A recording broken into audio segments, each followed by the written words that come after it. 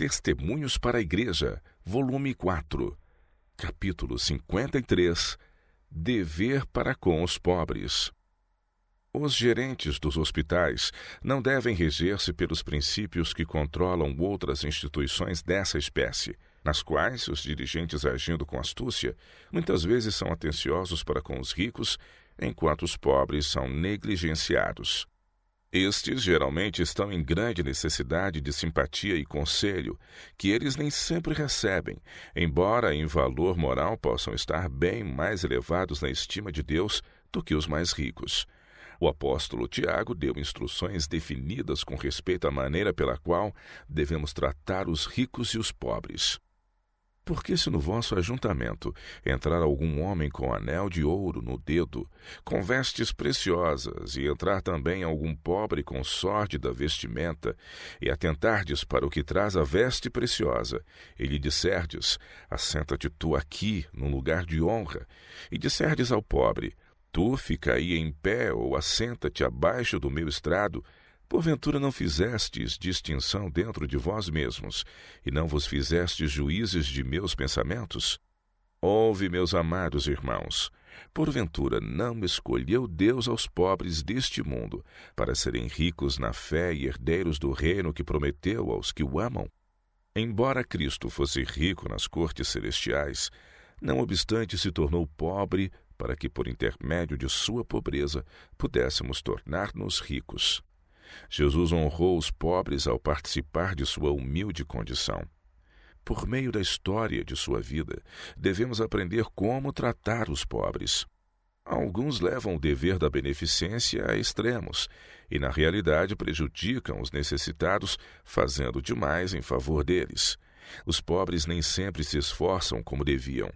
Conquanto eles não devam ser negligenciados e deixados a sofrer, devem ser ensinados a ajudar a si próprios. A causa de Deus não deve ser passada por alto para que os pobres possam receber nossa principal atenção. Certa vez Cristo deu aos seus discípulos uma lição muito importante neste particular. Quando Maria derramou o unguento sobre a cabeça de Jesus, o ambicioso Judas fez um apelo em benefício dos pobres, murmurando contra aquilo que ele considerava um desperdício de dinheiro. Jesus, porém, defendeu o ato dizendo, por que a molestais? Ela praticou boa ação para comigo. Onde for pregado em todo o mundo o evangelho, será também contado o que ela fez para a memória sua. Por meio disso, somos ensinados que Cristo deve ser honrado com a consagração do melhor de nossas posses. Se toda a nossa atenção for concentrada em atender às necessidades dos pobres, a causa de Deus será negligenciada. Ninguém sofrerá se seus mordomos cumprirem o seu dever, mas a causa de Cristo deve estar em primeiro lugar.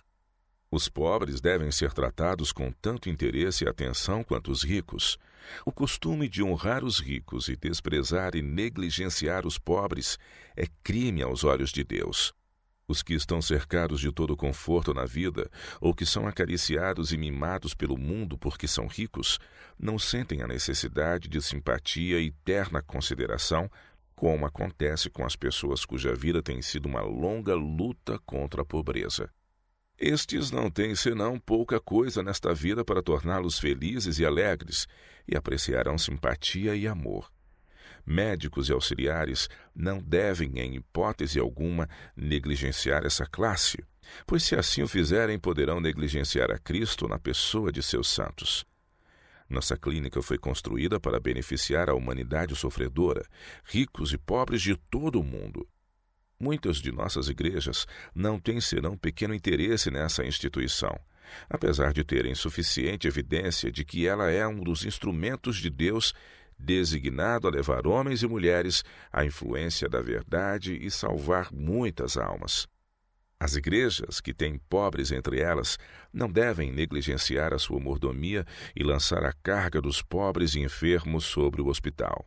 Todos os membros das várias igrejas são responsáveis perante Deus por seus doentes. Devem eles carregar os próprios fardos. Se tiverem pessoas doentes entre eles, as quais desejam que sejam beneficiadas por tratamento, devem eles, se puderem, enviá-las ao hospital.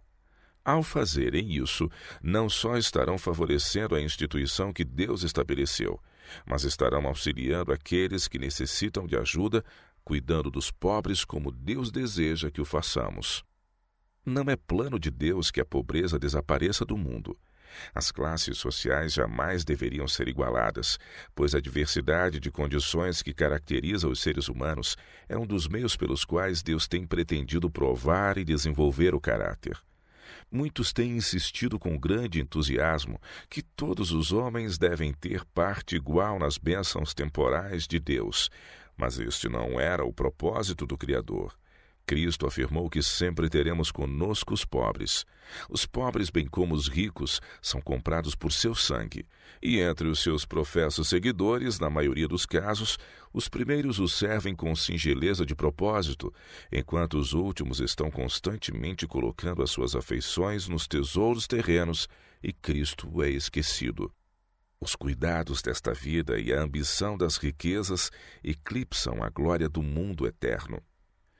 Seria a maior desgraça que já sobreveio à humanidade se todos devessem ser colocados em posição de igualdade em possessões terrenas.